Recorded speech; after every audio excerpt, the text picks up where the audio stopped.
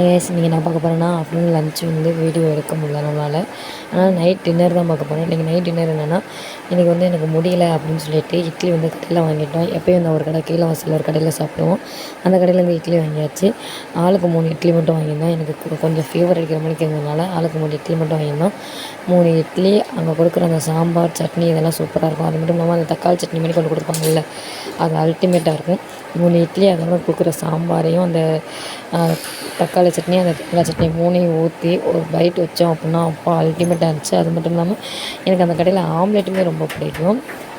அந்த இட்லியோட அந்த ஆம்லெட் காம்பினேஷனுமே சூப்பராக இருக்கும். தண்ணி இதெல்லாம் எடுத்து வச்சுட்டு இட்லியை 3 இட்லியை எடுத்து வச்சுட்டு சட்னி சாம்பார் எல்லாமே ஊற்றிட்டு நான் வாங்கிட்டு வந்த அந்த ஆம்லெட்டையுமே அந்த அதே இலையில் வச்சு சாப்பிட்டுட்டு இருந்தேன்.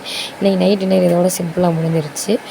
எங்கள் வீட்டில் இந்த டின்னர் இது தான், இட்லி தான், கடை இட்லி தான். உங்கள் வீட்டில் என்னன்றதை கமெண்ட்டில் பண்ணுங்கள். Okay bye. இந்த மாதிரி இன்ட்ரெஸ்ட்டான வீடியோ பார்க்குறதுக்கு மறக்காமல் நம்ம சேனலை சப்ஸ்கிரைப் பண்ணிக்கோங்க. அடுத்தடுத்து இன்ட்ரெஸ்ட்டான வீடியோ வந்து நம்ம சேனலில் வரப்போகுது.